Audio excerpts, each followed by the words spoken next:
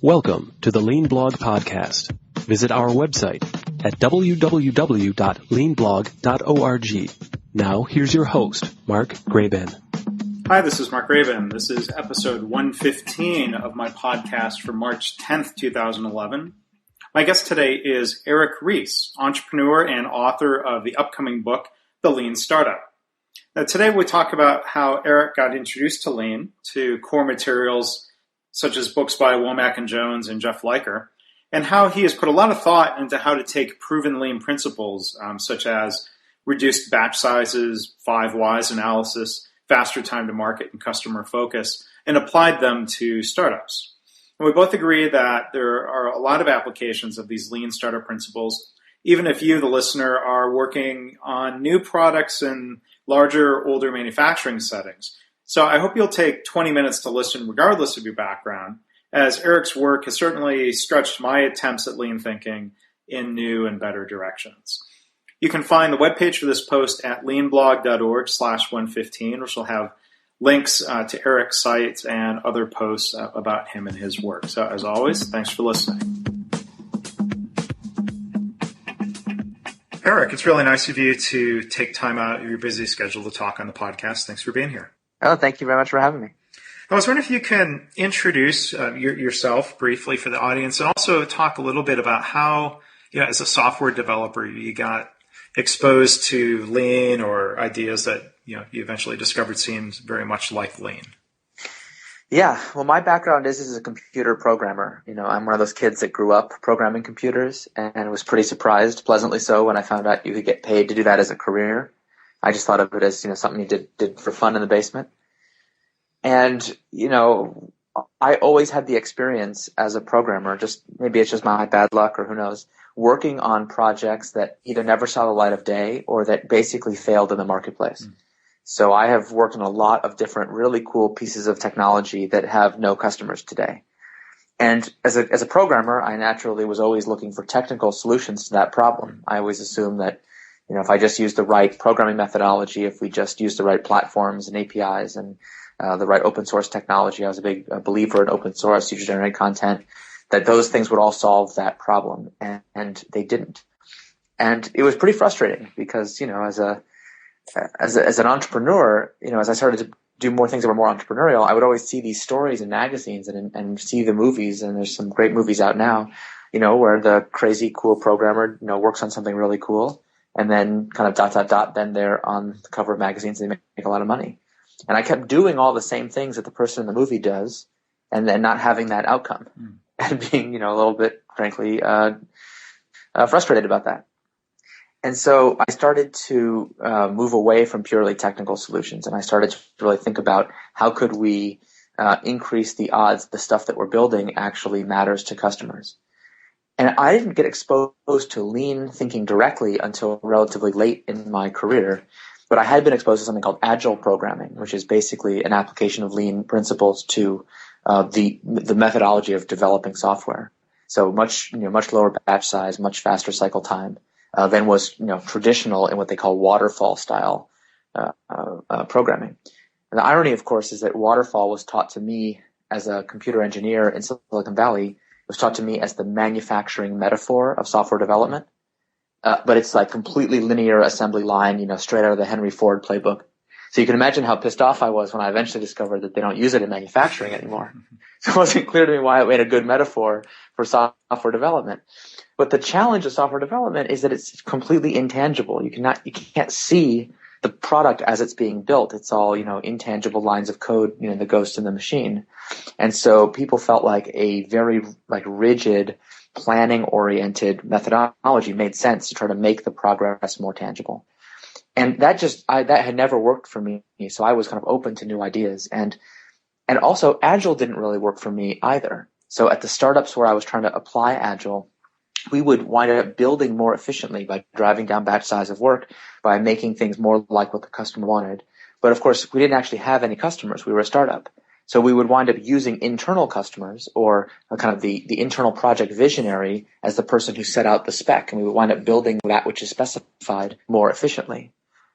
But then that didn't actually work very well because then it would turn out that the person we thought was our customer wasn't and the visionary was wrong. And we were kind of right back where we started.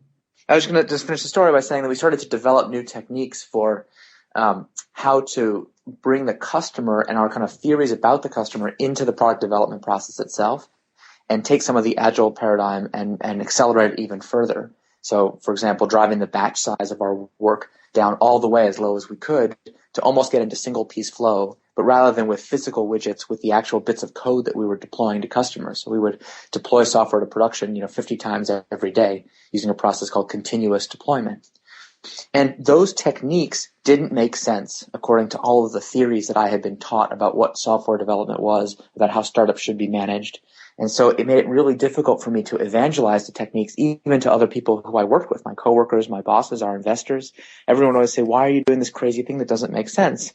And I was always struggling to say, no, the thing that you're doing doesn't make sense. Look at the terrible failure rates in our industry and look how much better results we're getting here. But, when the dominant paradigm is being challenged, that is hard.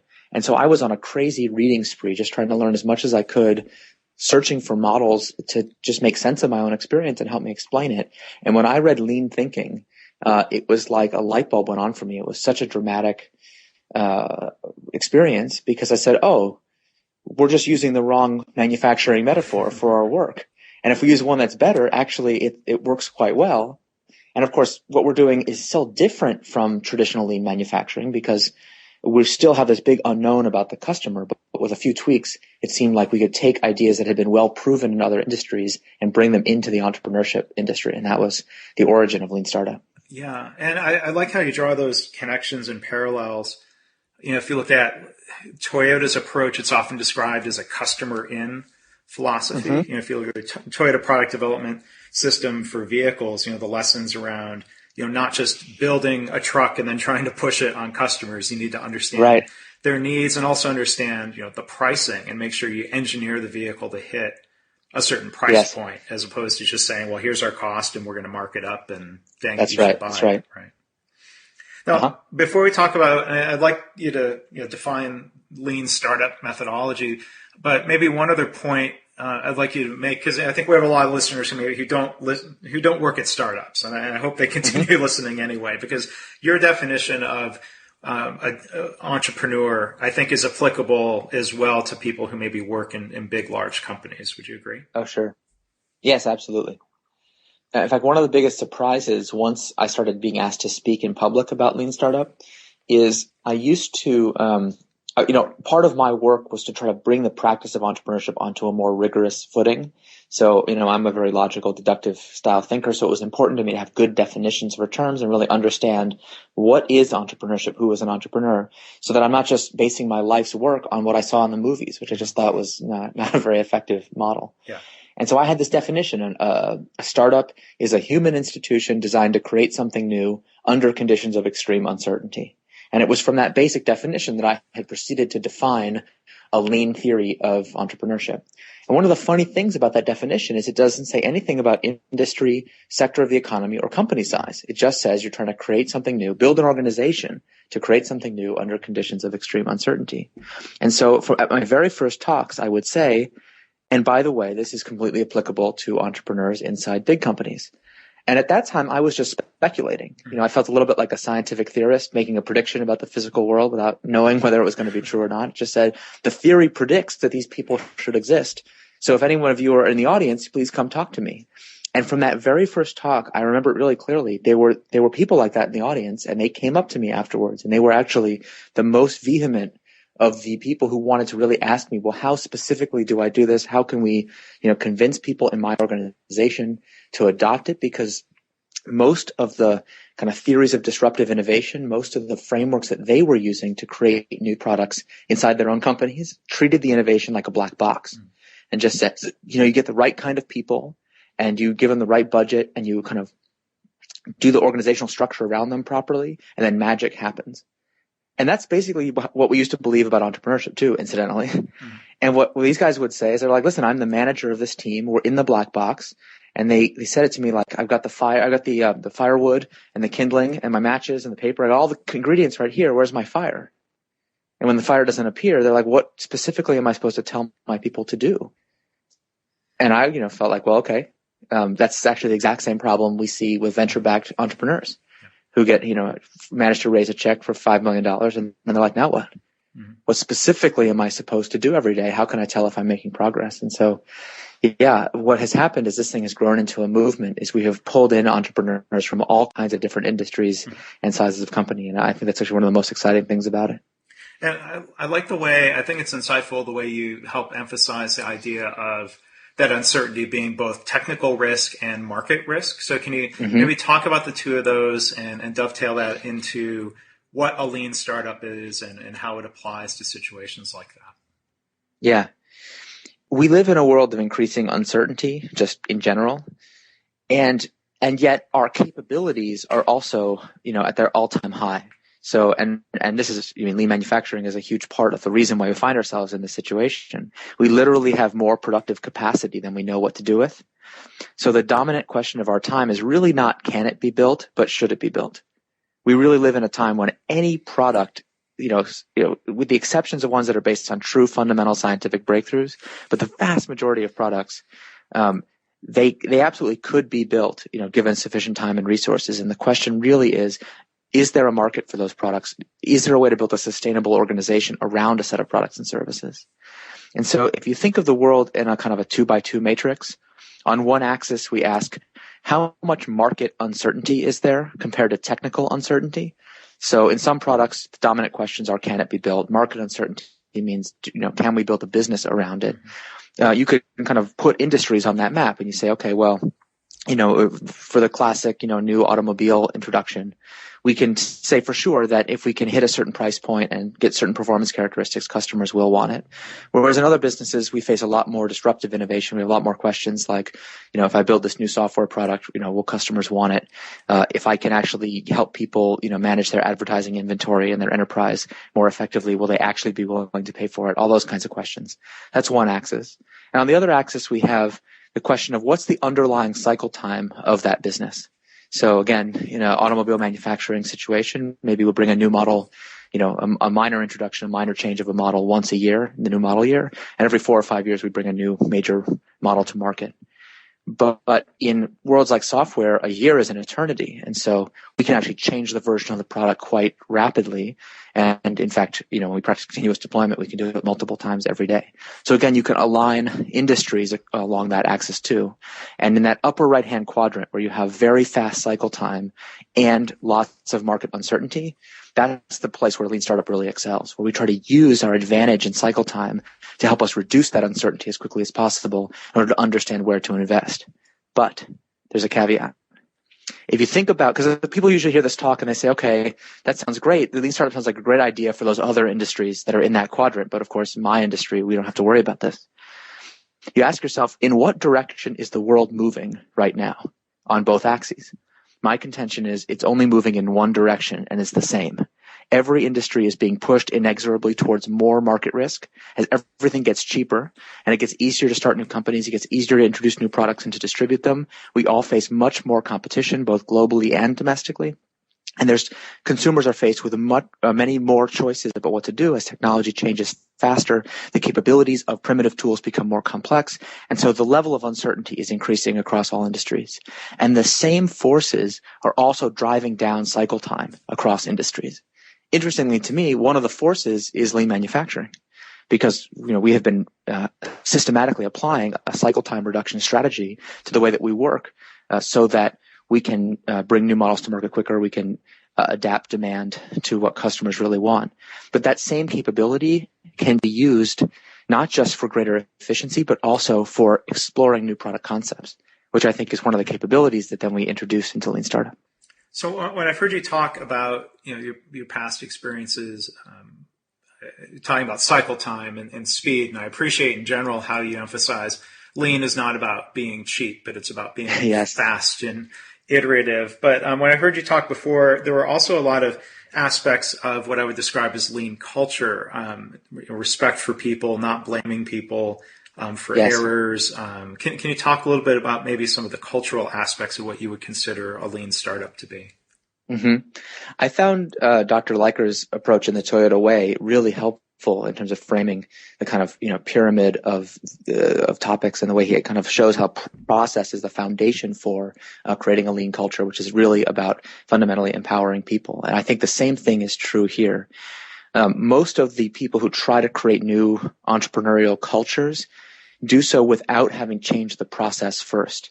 And what, as human beings, we always misunderstand. We always think when someone's behaving badly or being uncreative or doing something we don't like, we assume it's because of their personality, or, that somehow they're a bad person or an uncreative person.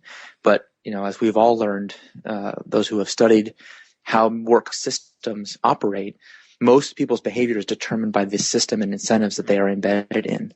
And so part of the work of Lean Startup is to try and change the process by which the companies are built, change their daily work process, so that when we're working in smaller batches, we're working more cross-functionally, we get faster feedback from customers, we actually have the opportunity to unleash people's creativity in a new way. And I think that's the most exciting possibility that this revolution is kind of bringing to attention, that most of the new products that are being built worldwide are a complete waste of time. And as a society, we are squandering our most precious resources, which is the time and energy and creativity of our most talented people.